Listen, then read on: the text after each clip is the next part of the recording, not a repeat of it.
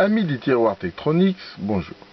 Aujourd'hui, je vous fais une petite vidéo pour vous présenter les tiroirs d'alimentation dans la série TM500 Tektronix. Alors, j'ai pas toute la collection, j'en ai quelques-unes, mais pas toutes. Mais enfin, je vais déjà vous montrer ce que j'ai. Donc ici, nous avons le PS501 qui est une alimentation double en fait, qui donne du 20 volts, du 5 volts, je veux dire, pour la logique de façon fixe, et une tension variable de 0 à 20 volts, 400 mA maximum. Donc en fait, on peut mettre en route ou pas la sortie. La tension se règle de façon assez précise grâce à ce bouton avec un compteur. Et ici, il y a un bouton qui permet de changer de gamme, d'aller de 10 à 20 volts. Enfin, en gros, ça rajoute 10 volts à la sortie.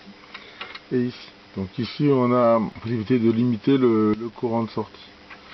Ensuite, on a cette PS501-2 qui est l'énorme avantage, c'est la même en fait, hein, mais elle a un réglage moins précis, mais elle a un voltmètre en permettant sortie. Donc ici, c'est pareil, si on voit qu'on met en route la sortie, eh ben, on peut régler assez facilement la tension de façon normale et fine, et sinon on peut régler aussi le courant de sortie.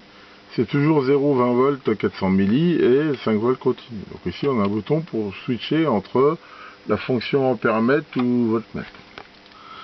À côté, je vous ai mis deux PS503A, donc en fait c'est les mêmes, bien que celle-là est plus moderne. On voit qu'il y a une face avant Lexan, enfin elle est bien plus moderne que celle-ci qui est plus ancienne.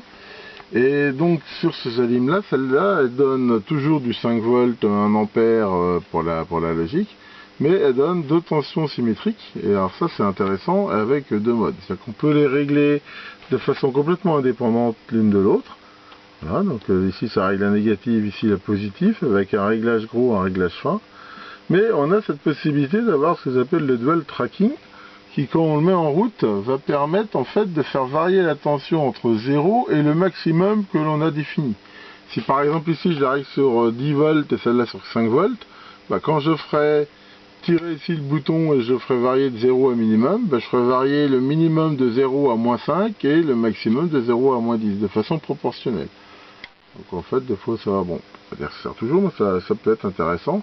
Par contre, donc c'est des tensions, elles ne sont pas isolées entre elles, elles ont un point commun, hein, c'est une tension symétrique, enfin, pas forcément symétrique, mais enfin, je veux dire plus-moins symétrique par rapport à un commun. Donc on peut régler ici le courant.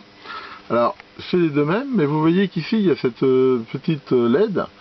Et en fait, là pourquoi elle est allumée? Parce que quand dans certains tiroirs mainframe où on peut monter les tiroirs, eh bien il y a ce qu'on appelle ce qu'ils appellent un high power compartment, c'est-à-dire que il y a éventuellement un compartiment qui permet de délivrer plus de courant. Donc c'est le cas à partir du TM504, TM506, sur d'autres il n'y a pas ce compartiment. Et en fait il y a un switch derrière avec une sorte d'encoche qui permet de savoir si on est dans un compartiment haute puissance ou pas, et cette LED s'allume pour dire que là, comme la lime n'est pas dans un compartiment à haute puissance, et ben, le courant maximum est limité à 400 mA. Donc voilà, cette petite vue des alimes. Après, moi j'en ai une autre qui est plus moderne, enfin, si on veut, mais elle fait partie de la série 5000, hein, donc qui est pilotable par GPIB, donc c'est une PS5010 qu'on voit ici. Mais voilà ces petits tiroirs, donc qui sont des fois assez pratiques et qui fonctionnent très bien. Donc voilà pour cette petite présentation, merci de m'avoir regardé et à bientôt pour d'autres vidéos.